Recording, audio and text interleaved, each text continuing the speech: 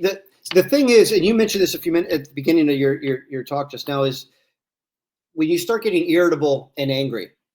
Oh, well, so irritability and anger is a sure sign that there's an inward pain somewhere that you're ignoring. The check engine light is on and you're running and ignoring it. And just because you put tape over the check engine light doesn't mean it's better. And when you find yourself every day irritable or angry with a certain person, certain group of people, certain whatever, if there's a topic on Facebook and you can't stop arguing about it, and I'm guilty myself, and I find myself sometimes, and I'll be like, for a month, I've been mad at every time that guy talks online. And then I'm like, wait a minute. Yeah. We're all just stupid ants running around drunk, trying to do the best we can until we see Jesus. And so when you're mad at somebody else who's just a stupid ant and you're a stupid ant, like, it's like, bro, the fact that you're being mad at them, and again, I'm talking to myself too, it's like there's something unresolved that in your check engine light, and you need to work on yourself. 100%. And if you don't work on yourself, you're not able to get. And think about it. I'm a pastor, a counselor, and a consultant. So all three of my jobs are me giving and helping other people through situations. And it starts to feel very one-sided because I have 400 or 500 people a month that I help, and who's helping me? And I give every day, and I come home, and sometimes I start getting mad, like, why does life feel so one-sided? But then what that means is I'm not taking care of my own mental health. And, maybe I need to go spend 2 hours in the gym every night for a while and put the radio in my ears, lift some weights, and just deal with myself.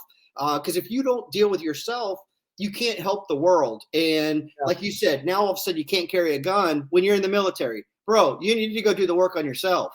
Yeah. For me, and that's very valid. For me, one of the biggest problems was people would lie or not be honest, right? Especially senior people. That would really just tick me off, because my job is to make sure that it's a fair playing field for everybody. And when I felt like people were being dishonest or misrepresenting positions, I would struggle with that. After dealing with therapy, after going through all my own journey, after learning that I got to balance it all back out, my brain chemistry, and then, like you said, relax, let it all go. It's not that serious.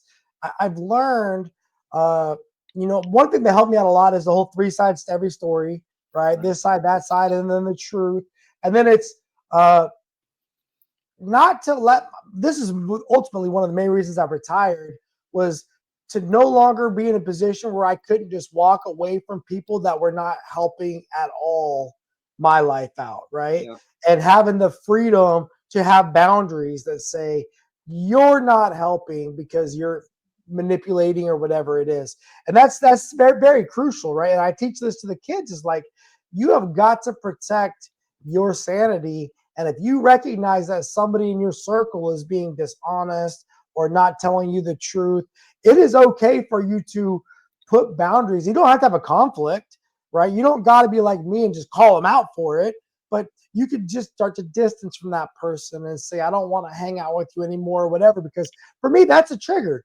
It is, especially if you're somebody who I really trust, and unfortunately, go ahead. Okay. So, well, from a boundaries perspective, dude, and I love this topic because I am right now working on all of this and on myself.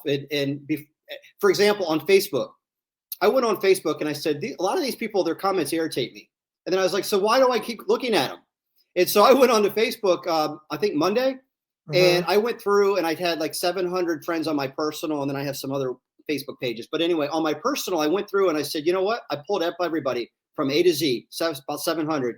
And I said, anybody on here that isn't somebody I genuinely care about, I'm deleting. And I only have 140 now or 150 people on my Facebook as of Monday. And the only people that are on there is so funny. When I post a post now, instead of hearing comments that I don't really want to hear, then they just irritate me. I'm thinking, wait, there's no boundaries there. I open the door for people to comment, and then I get mad about their comments, but I already know that same person is always going to say a comment that irritates me. So why do I keep letting them into my boundary? So I got rid of them. And it's funny. So now the few people that are on there, when they do comment, they're supportive. It's my sister. It's brothers in arms from almost, I would say 100 out of 150 are Marines. And so it's like, wait, these are people I care about. If they called me and said, I need help, I'd drop what I'm doing and drive to go help them. And I got rid of everybody else. So boundaries make a difference.